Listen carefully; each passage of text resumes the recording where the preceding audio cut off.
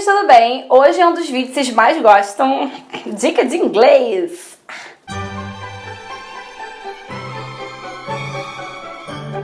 Hoje a dica de inglês pode parecer um pouco simples para algumas pessoas, mas muita gente tem dúvida que são sobre os verbos auxiliares, que são o do, does, did. Então, onde se encaixam esses verbos? Não vou falar sobre o uso deles no verbo fazer, digamos assim, no verbo do, fazer. Não, eu vou explicar eles como verbos auxiliares. Então vamos lá. O que são esses verbos? Quando eu uso? Como eu uso? Por que tem diferença entre um e outro? O do, does e did, eles são simplesmente verbos auxiliares. Eles não têm significado quando eles estão sendo verbos auxiliares. O uso deles é simplesmente compor uma gramática, sabe? Você tem que escrever aquilo porque tem que escrever. Porque eles são verbos auxiliares. E você usa eles quando você quer fazer frases interrogativas e frases negativas. Porém, você também pode usar para frases afirmativas, mas eles são mais raro, né? Uma exceção. E eu vou explicar no final que sentido ele dá para frase afirmativa, que é um sentido diferente, não é só verbo auxiliar. Então, primeiramente,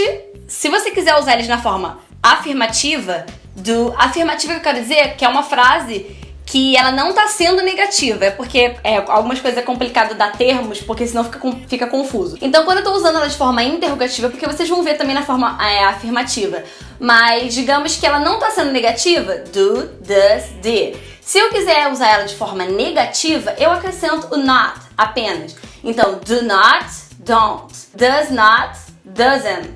Did not, didn't. Então, é só você acrescentar ou not ou você fazer a junção da palavra com not e aí ela fica tudo junto. Cíntia, como que eu conjugo? Porque você também precisa conjugar o verbo auxiliar, tá, gente? Então, como que eu conjugo? Vamos lá. O do e o does, eles são igualmente usados para o presente e o did, ele é usado para o passado. Então, vamos lá como você vai conjugar cada um deles. O do você usa para o I, you, we e they. Tanto you no singular quanto you no plural.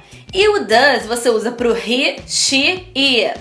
Então, toda vez que for usar ele, no caso, terceira pessoa do singular, he, she, it. Então, você vai usar o does apenas nesse caso. Todos os outros casos, todas as outras pessoas, você vai usar o do. Então, um exemplo. I do my laundry on Saturdays.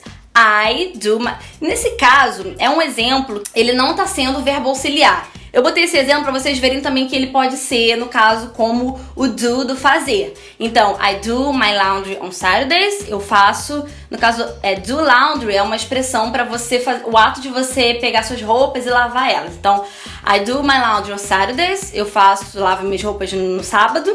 E he does nothing all day. Ele não faz nada o dia inteiro. Nesse caso, não é o verbo auxiliar. Nesse caso, é o verbo fazer. Agora, com o verbo auxiliar, um exemplo que é negativo. I don't know how to do that. Eu não sei como fazer isso.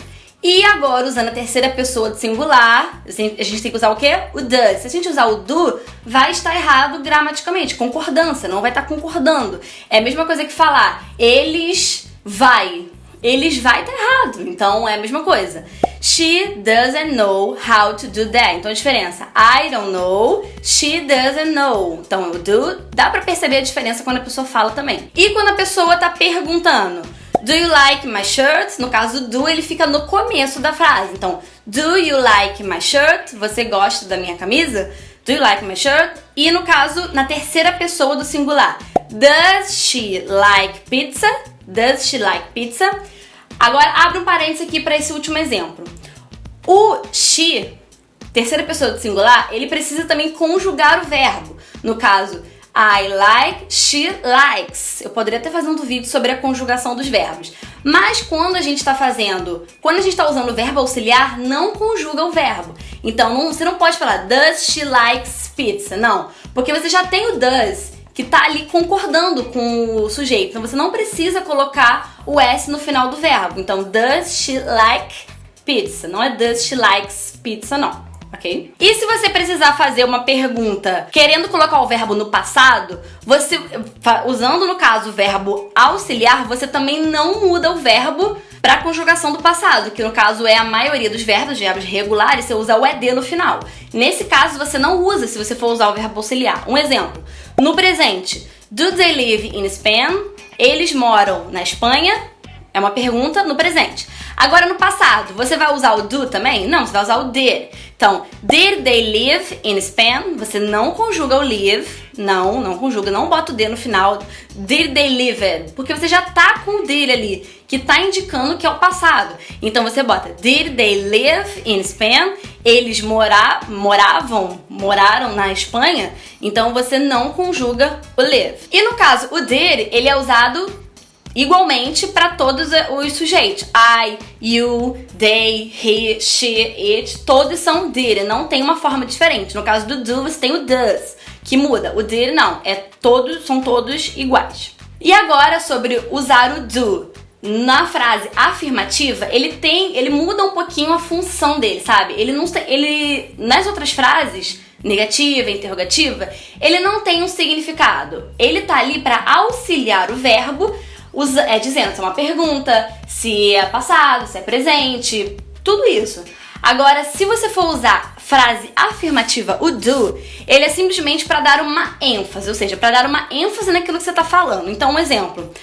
I want to go. Eu quero ir para qualquer lugar, enfim, inventa aí. Se você disser I do want to go, você tá falando eu realmente quero ir. Eu quero ir. Você tá reforçando que você quer ir. Agora, se for I want to go, eu quero ir. Agora, quando você bota o do antes do verbo, você tá dando ênfase que você realmente quer ir. You do need to take an umbrella. You do need. Você precisa. Não quer dizer que o do, nesse caso, é realmente. Eu realmente quero ir. Eu realmente preciso. Não tem esquece realmente. Não traduz nada não tem realmente. Eu só tô aqui dizendo em português como seria essa ênfase.